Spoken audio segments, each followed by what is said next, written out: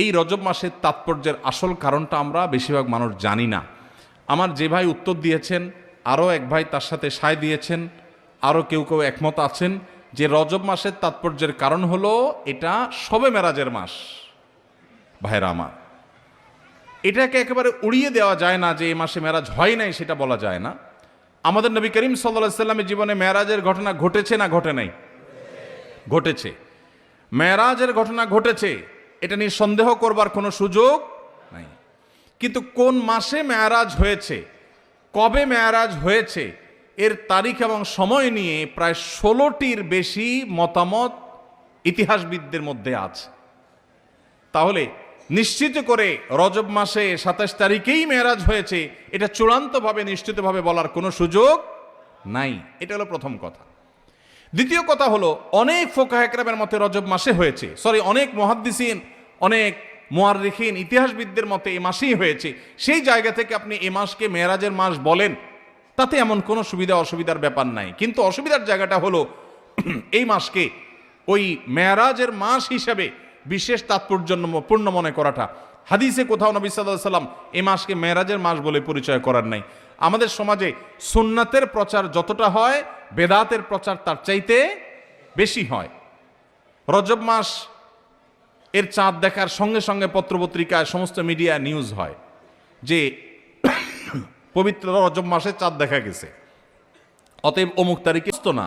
ইতিহাসবিদদের অনেকের মত আসছে, কিন্তু সেটাকে যতটা গুরুত্বের সাথে প্রচার করা হয়, রজব মাস যে সম্মানিত 4 মাসের একটা, ওইটাকে গুরুত্বের সাথে যদি প্রচার করা হতো, এইভাবে নিউজ করা হতো যে রজব মাসের চাঁদ দেখা গেছে, কোরআনের নির্দেশ অনুযায়ী সম্মানিত 4 মাসের একটি এটি, তাহলে মানুষ সঠিকটা জানতে পারতো। ঠিক না ঠিক? তাহলে সঠিক এবং শুদ্ধটা, কোরআনের বর্ণনা, কোরআনের শিক্ষাটা চর্চা নাই, আছে সেটা যেটা আসলে বিশুদ্ধ কোনো বর্ণনা দ্বারা প্রমাণিত না। ভাইরা আমার, এই জন্য আমাদের নিজস্ব উদ্যোগে দিন শিখতে হবে। দিন শেখার জন্য ওয়াজ মাহফিল একদিন আসলে যথেষ্ট হবে না। এর জন্য আপনাকে মসজিদের ইমাম সাহেবের মাধ্যমে বিভিন্ন দিনই শিক্ষা কোর্স আছে। তরুণরা আজকাল অনলাইনে অনেক ইসলামের বেসিক বিষয়গুলো শেখার জন্য কোর্স আছে, সেই কোর্সগুলো এনরোল করে ফেলতে হবে, সেগুলোতে এঙ্গেজ হয়ে যেতে হবে এবং দিনের বেসিক বিষয়গুলো শিখতে হবে। আল্লাহ তাআলা আমাদের সবাইকে আমলের তৌফিক দান করুন। যে মাসটিতে আমরা আছি এটা হলো রজব মাস, এবং রজব মাসের প্রায় অর্ধেক অতিবাহিত হতে চলেছে। রজব মাসের আর বাকি অর্ধেক বাকি আছে। রজব মাসের পরে আর একটা মাস শাবান, তারপরেই হলো রমজান। আমার জানতে চাওয়া হলো, রজব মাস কেন বেশি গুরুত্বপূর্ণ? এটা একটা গুরুত্বপূর্ণ মাস। এই রজব মাসটা কেন গুরুত্বপূর্ণ, তার গুরুত্বের কারণ কি?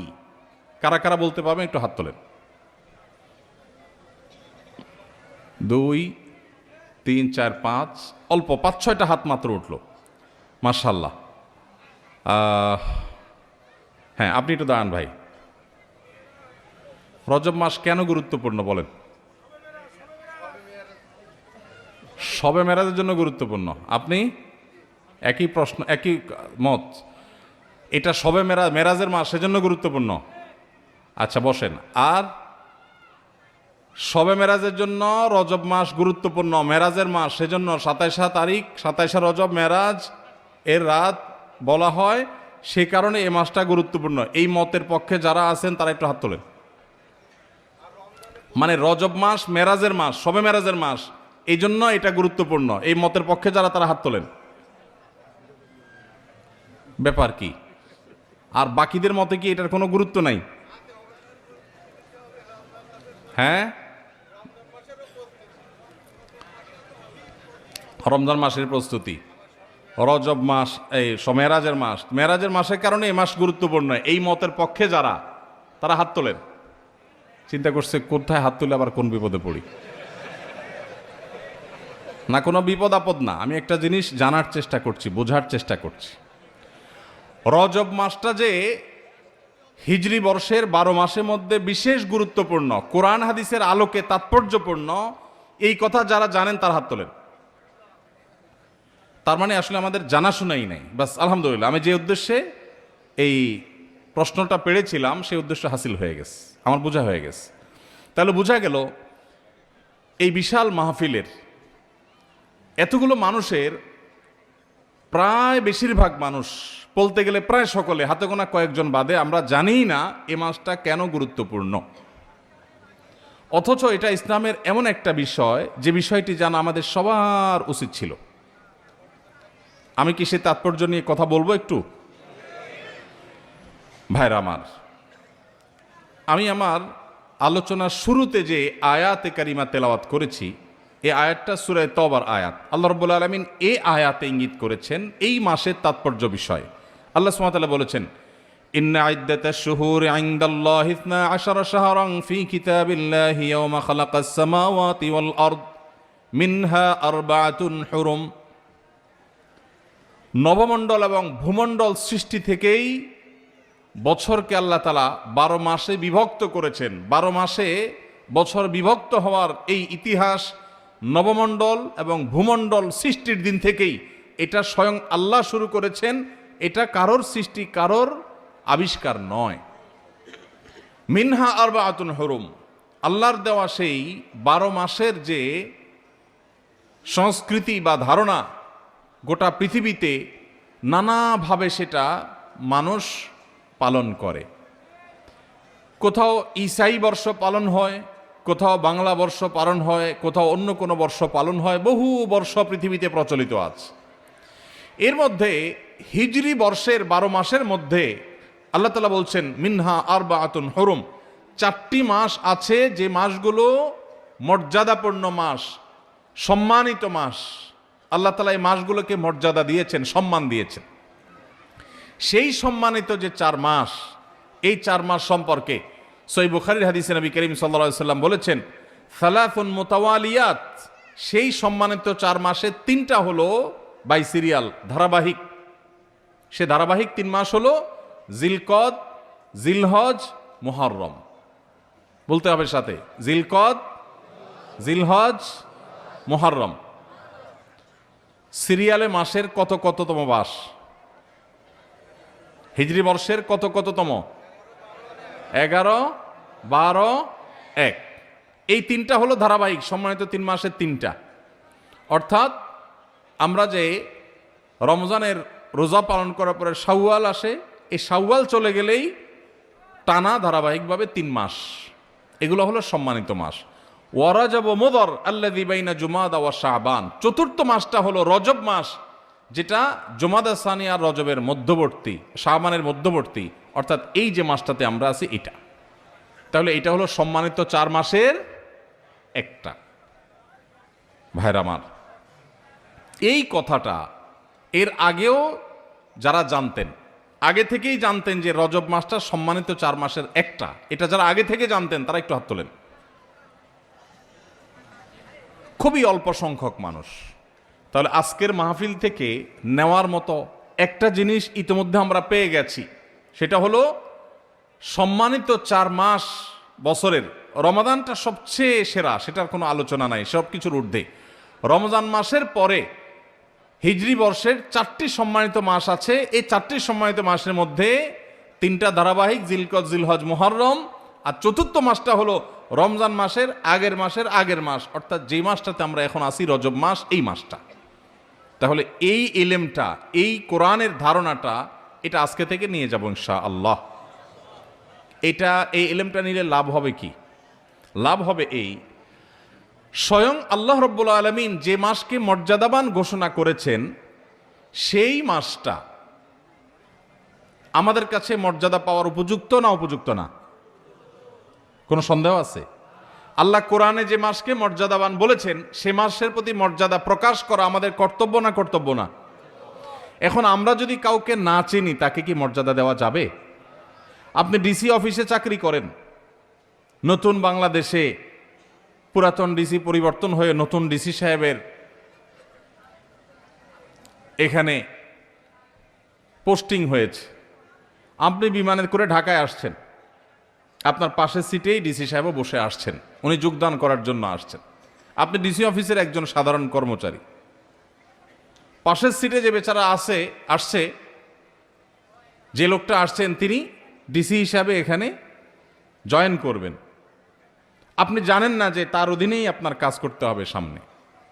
তাহলে সেক্ষেত্রে আপনি পাশের সিটের লোক হিসেবে তাকে বিশেষ কোনো কেয়ার কি করার কথা, কিন্তু যদি আপনি টের পান, জানতে পারেন যে উনি এখানে জয়েন করবেন এবং তারও দিনে আপনার কাজ করতে হবে, তাহলে আপনার ভিতরে একটু পরিবর্তন হবে নাকি হবে না?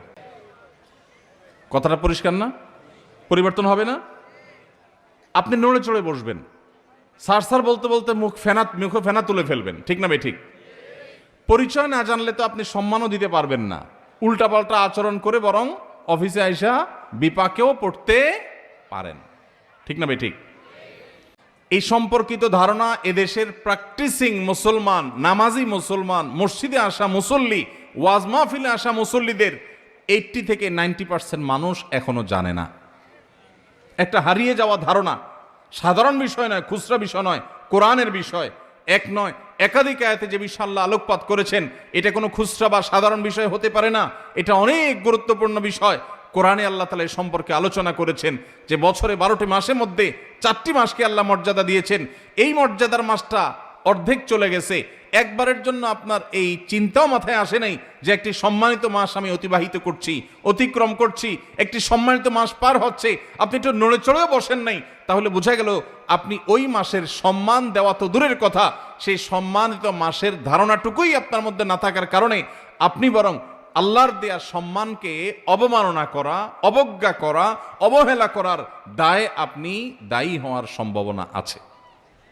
তাহলে আজকে যে আমরা জানলাম, এখন থেকে জীবনের তরে এটা মুখস্থ করে নিব যে জিলকদ, জিলহজ, মুহররম 11, 12, 1 আর রজব মাস, রমাদানের আগের মাসটি যখন শুরু হবে, আর কিছু করতে পারেন না পারেন, অন্তত একটা সম্মানিত মাস যাচ্ছে এই কথা মনে করে একটু নড়ে চড়ে বসলেন। নড়ে চড়ে বসা বলতে রুটিন যে আমলগুলো আছে একটু বিশেষ গুরুত্ব দিয়ে করলেন। কেন? কারণ সম্মানিত মাস যাচ্ছে। আল্লাহ সম্মান তো এমনি এমনি দেয় নেই, নিশ্চয়ই এই মাসে ইবাদতের আলাদা গুরুত্ব আছে, সেই জায়গা থেকে আপনি সম্মান দিলেন। আরেকটা এক্সাম্পল দেই, ধরেন আপনার শ্বশুর মশাই, হবু শ্বশুর, এখনো বিয়ে হয় নাই, সব কথাবার্তা চূড়ান্ত হয়েছে, আগদ হবে, বিয়ে শাদী হবে, শ্বশুর মশাই তিনি আসছেন, আপনি বসে আছেন সোফায় সাধারণ মুডে যখন বসে থাকবেন আপনি, আপনার হবু শ্বশুর, নতুন নতুন শ্বশুর হবে ভাব যখন হয়, তখন শ্বশুর এবং শ্বশুরবাড়ির লোকদের কাছে পৃথিবীর সবচেয়ে খারাপ ছেলেটা, সবচেয়ে উচ্ছৃঙ্খল ছেলেটাও সবচেয়ে আদবে লেহাজি ছেলে হয়ে যায়, ঠিক না ভাই? ঠিক।